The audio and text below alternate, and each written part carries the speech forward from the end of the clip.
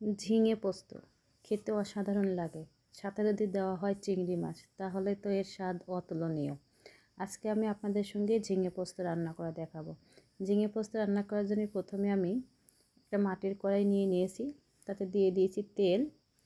তেলের মধ্যে আমি দিয়ে দিলাম গোটা জিরে আর কিছুটা রসুন কুচি। জিরা এবং রসুন কুচি একটু ভেজে নিয়ে দিয়ে দিলাম কাঁচামরিচ, পেঁয়াজ। কাঁচামরিচ পেঁয়াজ আমি কিছু সময় ভেজে নেব। কাঁচামরিচ পেঁয়াজ কিছু সময় ভেজে নেওয়ার পরে এখন এখানে দিয়ে দিচ্ছি আমি চিংড়ি মাছগুলো। আমি এখানে ছোট ছোট চিংড়ি নিয়েছি, আপনারা ইচ্ছা করলে এখানে বড় চিংড়িও নিতে পারেন। চিংড়িগুলো কিছু সময় ভেজে নেওয়া হয়ে গেলে দিয়ে দিচ্ছি আমি পেঁয়াজ বাটা, জিরা বাটা, রসুন বাটা। এখন সব মশলা একসঙ্গে কিছু সময় কষিয়ে নেব, তাহলে রসুনের কাঁচা গন্ধটা আর থাকবে না। দিয়ে দিয়েছিলাম একটু পানি, দিয়ে আর একটু কষিয়ে নিয়ে আমি এখানে হলুদ, মরিচ, জিরার গুঁড়া দিয়েছি। দিয়ে বেশ কিছু সময় কষিয়ে নিয়েছি। যখন তেলটা উপরে ছেড়ে দিয়েছে, তখন এখানে আমি দিয়ে দিলাম পোস্ত বাটা।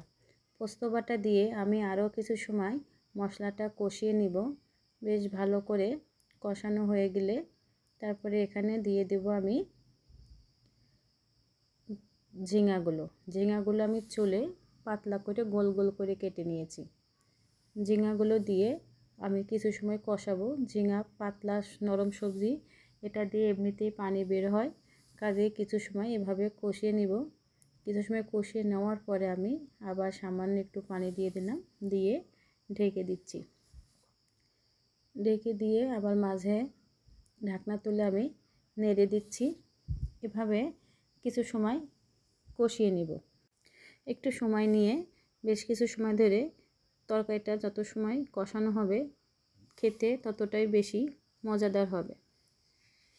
কষানো হয়ে গেলে তেল উপরে যখন ছেড়ে দিবে, তখন এটা আমি দিয়ে দিব পরিমাণ মতো পানি। আর এইসব ঝিঙে পোস্ততে খুব বেশি ঝোল রাখবো না, আর ঝিঙে তো পাতলা তরকারি এমনিতেই সিদ্ধ হয়ে গেছে, তাই আমি অল্প পরিমাণ পানি দিয়েছি। পানি দিয়ে ঢেকে দিয়েছিলাম। কিছু সময় পরে ঢাকনা তুলে আমি নাড়াচাড়া করে দিয়ে দিলাম ধনিয়া পাতা। ধনিয়া পাতাটা অপশনাল, এটা দিলেও হবে না দিলেও হবে। আর এখানে আমি দিয়ে দিলাম সামান্য পরিমাণ ভাজা জিরের গুঁড়া। আর এখানে আমি দিয়ে দিলাম খুব সামান্য পরিমাণ চিনি। এটা না দিলেও চলবে, কিন্তু পোস্ত রান্নার সঙ্গে আমি সামান্য একটু চিনি ব্যবহার করি, তাহলে আমার কাছে খেতে অনেক বেশি ভালো লাগে। আমার এই ঝিঙে পোস্ত রান্নাটি যদি ভালো লাগে, তাহলে ভিডিওটি শেয়ার করে অন্যকে দেখার সুযোগ করে দেবেন। আর একবার হলেও এই ছোট ছোট চিংড়ি মাছ দিয়ে ঝিঙে পোস্তটা রান্না করে খেয়ে দেখবেন, খেতে অস্বাভাবিক সুন্দর লাগে। আল্লাহ হাফেজ।